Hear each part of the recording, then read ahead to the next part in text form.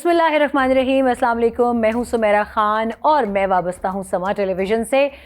समा टेलीविज़न में मेरा काम है फ़ॉरेन अफेयर्स, नेशनल सिक्योरिटी और डिफेंस के मामला देखना। मुझे करीबन 21-22 बरस हो चुके हैं। गो कि ये तमाम तर तारुफ देने की ज़रूरत नहीं है, आप गाहे बगाहे मुझे समा की स्क्रीन पर देखते हैं। मगर आज की इस वीडियो में बहुत अहम बातचीत होने जा रही है।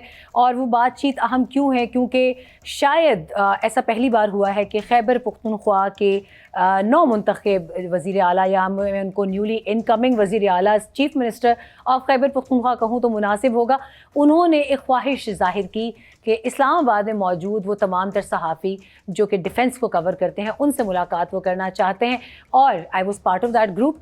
अब वो गुफ्तगू बहुत अहमियत की हामिल है। वज़ीर आला खैबर पख्तूनख्वा की मीडिया नुमाइंदों से गुफ्तगू और अहम हक़ाइक़ पर उनकी बातचीत यकीनन आपके साथ शेयर की जानी चाहिए। वज़ीर आला खैबर पख्तूनख्वा की मीडिया नुमाइंदगान से क्या गुफ्तगू हुई, उसमें बहुत सारी चीज़ें थी, दावे भी किए गए, मगर ना कोई वाज़े पॉलिसी दी गई, ना कोई फ्रेमवर्क और ना ही कोई अमली लाया अमल।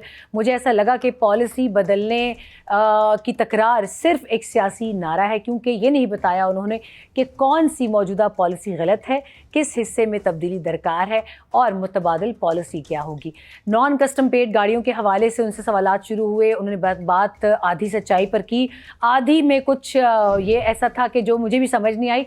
ये कहना कि गाड़ियाँ बैरून मुल्क से दाखिल होती हैं, हकीकत का सिर्फ एक पहलू है, बॉर्डर से वो दाखिल होती हैं।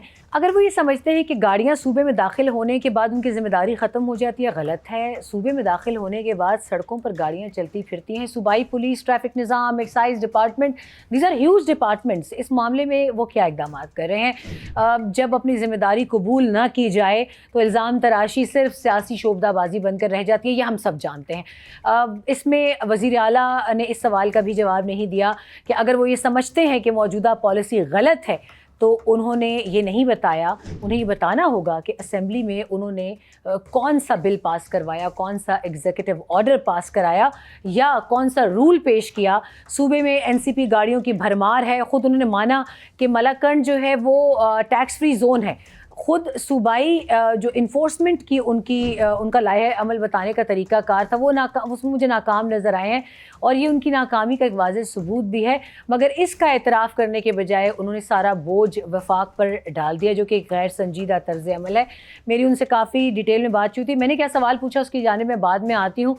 और वज़ीर आला ने अपने बयानिए के हक़ में कोई एदाद शुमार या तहकीक भी पेश नहीं की। ना ये बताया कि सूबे में नॉन कस्टम पेड गाड़ियाँ कितनी हैं, ना उन्होंने ये बताया कि इससे कस्टम रेवेन्यू को कितना नुकसान हो रहा है, और ना उन्होंने ये बताया कि कितनी गाड़ियाँ जराइम में इस्तेमाल हुई। बग़ैर डेटा के गुफ्तगू मेरे ख़्याल से मेरे जैसे जर्नलिस्ट के लिए ये एक सिर्फ सियासी और जज्बाती बयान था। मैंने इसका भी उनके साथ जिक्र किया काफ़ी तफसील में। स्मगलिंग के रास्तों की निशानदही भी सिर्फ अल्फाज के इस्तेमाल तक महदूद रही है। कोई अमली इक़दाम या कोई मुश्तरका ऑपरेशन इस हवाले से या कोई रिपोर्ट सामने नहीं लाई गई। अगर वो लाते तो मालूम होता कि अगर रास्ते मालूम हैं तो मुतालिका इदारों की कारकर्दगी पर सवाल उठता है, जिसका जवाब वज़ीर आला ने नहीं दिया। इन तमाम पॉइंट्स को हम डिलिबरेट बाद में हम इसको एलैबोरेट भी करेंगे। इसी तरह वज़ीर आला का बार बार कोलेटरल डैमेज का लफ्ज़ इस्तेमाल करना, ये मुझे लगा कि शायद उनको इसका मतलब मालूम नहीं है, और ये या फिर उनको बताया नहीं गया कि ये बहुत गुमराह कुन बयानिया है। ये इंटरनेशनल मिलिट्री नॉर्म्स में यूज़ होता है। DGISPR ने वाज़े किया था कि पाकिस्तानी फ़ौज इंतहाई प्रिसाइज इंटेलिजेंस बेस्ड ऑपरेशन करती है, और उसके अंदर जो डैमेज होता है या इंसानी जान का नुकसान होता है वो कम से कम होता है। जहाँ तक कोलेटरल डैमेज का सवाल है, ये सवाल इसलिए पैदा नहीं होता क्योंकि हमने बहुत सारे मिलिट्री ऑपरेशंस कवर किए हैं। पाकिस्तान की फ़ौज का एहतसाबी अमल बहुत कड़ा है, बहुत सख्त है। मगर सवाल ये है कि सूबे में गैर कानूनी जो एक इल्लीगल स्पेक्ट्रम जिसको हम कहते हैं, या वॉर नेक्सस क्राइम कहते हैं, या इल्लीगल क्राइम नेक्सस कहते हैं, ये सियासी माफिया के गठजोड़ और बदउनवानी का, इसका एहतसाब कौन करेगा? बजाय बात को कोलेटरल डैमेज की तरफ घुमाने के इस जानिब कौन तवज्जो देगा? वज़ीर आला का ये भी कहना था कि वो अफ़गानिस्तान से बातचीत करेंगे। यहाँ पर मेरा एक पॉइंट ऑफ कंसर्न था कि वो बातचीत क्यों करेंगे? क्या उनके पास ये मैंडेट है? क्या उनके पास ये एडेंडम है कि वज़ीर ख़ारजा के तौर पर एक्ट कर सकें? नहीं कर सकते, क्योंकि ये वफाक का चैप्टर है। और क्या पाकिस्तान के अमन की गारंटी अफ़गानिस्तान से मांगना दुरुस्त पॉलिसी है? نہیں، ہرگز نہیں۔ مجموعی طور پر وزیر اعلیٰ کے بیانات میں نہ ٹھوس پالیسی تھی، نہ ڈیٹا، نہ قانونی بنیاد، نہ لیجسلیشن، نہ کوئی ایسی حکمت عملی جس کی بنا پر میں کہہ سکتی کہ ایسا محسوس ہو رہا ہے کہ وہ اپنی صوبائی بد انتظامی، کرپشن، خراب گورننس اور عوامی مسائل سے توجہ ہٹانے کے لیے یہ تمام تر باتیں نہیں کر رہے اور مسلسل وفاق کے اداروں کو نشانہ نہیں بنا رہے۔ بات یہ ہے کہ ان کی تیاری نہیں تھی۔ میں نے ان کو بڑے ایک کمفرٹنگ زون میں، باقی صحافیوں نے پھر بھی سخت سوالات کیے، میں نے ان کے ساتھ بالکل ایسے جیسچر میں بات کی جیسے میرے سامنے میرے اپنے ہی پاکستان کا ایک بھائی بیٹھا ہے، مگر مجھے ان کے جوابوں سے تسلی جو ہے وہ نہیں ہوئی۔ وہ مطمئن جانتے ہیں، وہ خود بھی نہیں کر پائے صحافیوں کو، کیونکہ ان کے سامنے جو صحافی بیٹھے تھے وہ پولیٹیکلی ایسوسیٹڈ نہیں تھے، وہ اپنا ہوم ورک کے پی کے حوالے سے پورا کر کے آئے تھے۔ اس پر آگے بھی بات چیت کرتے ہیں، فی الحال ہم یہ امپورٹنٹ پوائنٹس پہ بات کریں، ان کو ہم وقتاً آگے ون بائی ون آپ کے لیے ایلیبریٹ بھی کرتے ہیں۔ وزیر اعلیٰ خیبر پختونخوا کی جو مجھے ایک جواب کی ناکامی سب سے زیادہ نظر آئی وہ سی ٹی ڈی کے حوالے سے تھی۔ پولیس کے حوالے سے انہوں نے کہا کہ خیبر پختونخوا کی پولیس بہت اچھا کام کر رہی ہے، اور یہ میں نے ہی ان کو بتایا ان ریکارڈز کی نشاندہی کر کے کہ 2006 سے آنورڈز خیبر پختونخوا کی پولیس پرسنل بریوری پر دہشت گردوں کا مقابلہ کرتی ہے۔ آپ پورے پاکستان میں دیکھ لیں، کہیں بھی آپ کو بہت کم ایسے واقعات ملیں گے کہ جہاں ایک سپاہی نے یا پولیس کے ایک سپاہی نے جا کر کسی دہشت گرد کو گلے لگایا ہو، اس لیے نہیں کہ بہت محبت ہے، اس لیے کہ وہ اس کو اسی جگہ پر روک لے اور دہشت گردی کے اس واقعے کا کم سے کم نقصان پہنچے، کم سے کم لوگ اس کی زد میں آئیں۔ خیبر پختونخوا میں آپ کو بارہا یہ مثالیں ملیں گی کہ جہاں پر ایک سپاہی نے، جس کی تنخواہ نہ ہونے کے برابر ہوتی ہے، جس کی مراعات نہ ہونے کے برابر ہوتی ہیں، سی ٹی ڈی کا بھی یہی حال ہے، نہ جانے وہ کن وسائل میں گزارا کر رہے ہیں۔ خیبر پختونخوا کے چیف منسٹر سہیل آفریدی سے میرا یہ سوال تھا کہ سہیل، آپ نے سی ٹی ڈی کی کیپیبلٹی کے لیے، سی ٹی ڈی کی کیپیسٹی بلڈنگ کے لیے کیا اقدامات کیے؟ تو ان کا جواب یہ تھا کہ میرے پاس ابھی تک جو ڈیمانڈز ہیں وہ صرف اسپیشل برانچ کی آئی ہیں، اور میں اسپیشل برانچ کے ساتھ ہی زیادہ ایسوسیٹڈ اس لیے کہ وہ کے پی کی اپنی ہے۔ آئی ایس آئی، ایم آئی اور جو دوسرے ادارے ہیں، خاص طور پہ ان کا آئی جی پر اعتراض تھا، آئی جی اسلام آباد پر، آئی جی خیبر پختونخوا پر، کہ ان کو کے پی سے ہونا چاہیے۔ میرا خیال ہے کہ اب ہمیں ضرورت ہے ان تمام تر چیزوں سے بالا تر ہونے کی۔ ان کے پاس کوئی تسلی آمیز ڈیٹا نہیں تھا، it means he was not prepared. اور انہوں نے مجھے یہ کہا، میں نے شہید الاؤنس کا پوچھا کے پی کے پولیس والوں کے لیے، تو انہوں نے کہا کہ شہید الاؤنس انہوں نے بڑھا دیا، وہ مجھے اماؤنٹ نہیں بتا سکے، مگر انہوں نے کہیں پر کسی 1 کروڑ روپے کا ذکر کیا کہ شہید الاؤنس جو ہے وہ ہم نے پنجاب کے برابر کر دیا ہے۔ تو یہ اس کی بنیاد بھی اس سے بہت پہلے رکھی گئی تھی، جب پاکستان فوج کی جانب سے، آرم فورسز کی جانب سے خیبر پختونخوا کی پولیس، وہاں پہ قانون نافذ کرنے والے ادارے، انٹیلیجنس اور خاص طور پہ پولیس کے حوالے سے، اور ریسنٹلی جب ایک بہت بڑا اٹیک ہوا تھا پشاور پولیس لائن میں، جہاں پہ army chief field marshal Syed Asim Munir گئے تھے اور انہوں نے اسپیشلی ایک ایکسکلوسیو بات چیت وہاں پہ پولیس کے جوانوں سے کی تھی۔ اس کے بعد بہت سے ایسے کام کیے گئے ہیں فوج کی جانب سے پولیس کے لیے جو کہ منظر عام پر نہیں لائے جاتے، مگر ہمارا فرض ہے کہ ہم ان کو بتائیں۔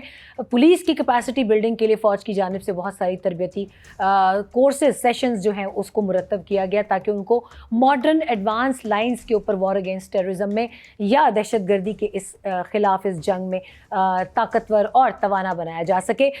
اس کے بعد سی ٹی ڈی کے حوالے سے انہوں نے مجھے کوئی ایسا جواب نہیں دیا جس سے مجھے پتہ لگے کہ سی ٹی ڈی کی ریکروٹمنٹ اور وہاں پر ان کے وسائل میں اضافہ کیا جائے گا۔ البتہ وہ مجھے فوکسڈ یہ نظر آئے، پھر میں نے ان کو یاد دلایا کہ ارسوائل فاٹا یا مرج ڈسٹرکٹس جو ہیں وہ آپ ہی کے جس 2018 کے الیکشنز میں آپ جیتے اس سے پہلے اس کو فائنلائز کیا گیا تھا، اور ان تمام تر فنڈز کا ابھی تک وفاق کے پاس کوئی ایسا بریک اپ نہیں آیا جس میں، یا بریک ڈاؤن نہیں آیا جس میں یہ پتہ لگے کہ ارسوائل فاٹا میں خیبر پختونخوا کی حکومت نے کتنا پیسہ لگایا۔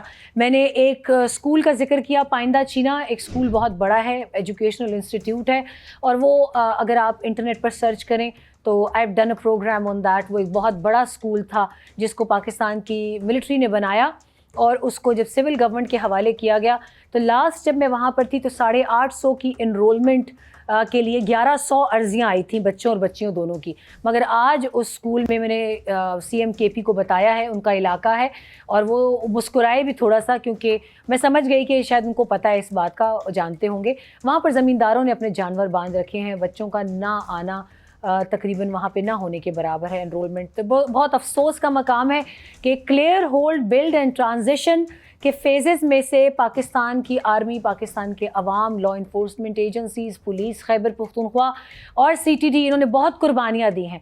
उन कुर्बानियों के बाद एक इलाके में अमन लाया जाता है, मगर वो अमन देर पा नहीं रहने दिया जाता। जो ही वो इलाके सिविल अमलदारी में दिए जाते हैं, वहाँ फिर से दहशत गर्दी का राज होता है, तूती बोलता है।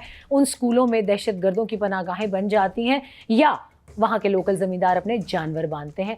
तो इसको अगर हम खैबर पख्तूनख्वा का मुस्तकबिल कहें तो बहुत अफसोस का मकाम होगा। सुहेल बार बार 3,500 अरब या इससे मिलती जुलती किसी रकम का मुतालबा करते रहे वफाक से, मगर वो अपनी ज़िम्मेदारियाँ लेने को तैयार नहीं है। वाना के बच्चों का मैंने उनसे पूछा कि वाना के बच्चे पहले हमारे और आपके बच्चे हैं, खैबर पख्तूनख्वा के बच्चे हैं। वो सुहेल आफरीदी के और सुमेरा ख़ान के पहले रिश्तेदार बनते हैं, और हम अगर बाद में वफाक में कहें कि वज़ीर आज़म आए उठ के या पंजाब से मरियम नवाज़ शरीफ आए उठ के, वो एक ज़्यादती हो जाएगी कि हम हर काम में पंजाब से तो बहुत मुकाबला करते हैं, मगर हम अपने वसाइल को इस्तेमाल करने को तैयार नहीं हैं, और उन वसाइल को हम अगर इस्तेमाल ख़ुद नहीं करेंगे तो हमारे हाल पर शायद अल्लाह पाक भी रहम नहीं करेगा। वाना के बच्चों के पास उनके वालिदैन की तसल्ली और तशफ़ी के लिए सुहेल एक भी वालिदैन से नहीं मिले, और इस चीज़ ने मुझे ज़ाती तौर पर बहुत दुख दिया। मैंने ये गिला उनसे किया, और उन्होंने कहा कि नहीं, मैं उनसे जाकर मिलूँगा, मगर अब बहुत देर हो चुकी है। उस वाक़े को हुए भी 1 हफ़्ते से ज़ायद होने को है। आपने मज़म्मत की वाक़े की, मुझे नहीं पता आपने कब की, कितना टाइम लिया, आप उस जगह पर दौरे के लिए नहीं गए, क्यों नहीं गए, इसकी वजूहात आप जानते होंगे। आप जनाज़ों पर क्यों नहीं जानते, the reasons are best known to you, और उसको अगर आप आवाम से भी शेयर करें तो बहुत अच्छा होगा। आप आते हैं, आप वो जो वज़ीर ख़ारजा बनने की कोशिश कर रहे हैं, दैट्स वेरी अनफॉर्चुनेट। आप अफ़गानिस्तान की पॉलिसी पर क्लियरली पाकिस्तान के अगेंस्ट जाते हैं। इस सवाल के जवाब में उन्होंने कहा कि मेरा जीना मरना पाकिस्तान के लिए है, लेकिन दहशत गर्दों के साथ मुज़ाकरात होने चाहिए जब तक लास्ट होप हो। अब वो मुझे उन्होंने नहीं बताया। मैंने उनसे पूछा कि आपके लिए लास्ट होप का क्राइटेरिया क्या है?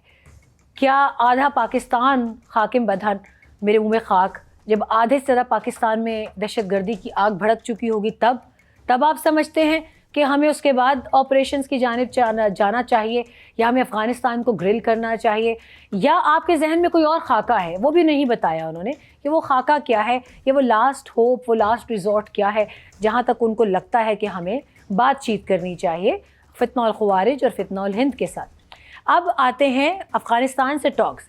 अफ़गानिस्तान के साथ टॉक्स मैंडेट ही नहीं है खैबर पख्तूनख्वा का, बल्कि अगर मैं आपको एक रूथलेस फैक्ट बताऊं, एक बेरहम तबसरा करूं, तो वज़ीर आला खैबर पख्तूनख्वा या उनका कोई भी वफ्द वो बॉर्डर की लकीर से पाँव उधर भी नहीं रख सकते, अगर वो चाहें भी, अगर वो जितना भी ज़ोर लगा लें, अगर वफाक ना चाहे, अगर आपका वज़ारत ख़ारजा ना चाहे, तो सुहेल आफरीदी की बहैसियत वज़ीर आला खैबर पख्तूनख्वा अफ़गानिस्तान में कोई हैसियत नहीं है। वो पाकिस्तान के बिहाफ पर कोई टॉक्स अफ़गानिस्तान के साथ नहीं कर सकते। हाँ, अगर उन्हें अपना रोल प्ले करना है, वंस अगेन ये मैं इसलिए साथ साथ बता रही हूँ ताकि कमेंट्स में आपको क्लैरिटी रहे कि ये सवाल भी मैंने उनसे बाज़ाब्ता उनके सामने किया कि आपके पास क्या मैंडेट है, और आप इस सारे इशू में पाकिस्तान के बजाय हाथ मजबूत करने के आप उनको क्लियरली बताते क्यों नहीं है कि पाकिस्तान एक मुल्क की हैसियत से आपके साथ टॉक्स करे तो करे,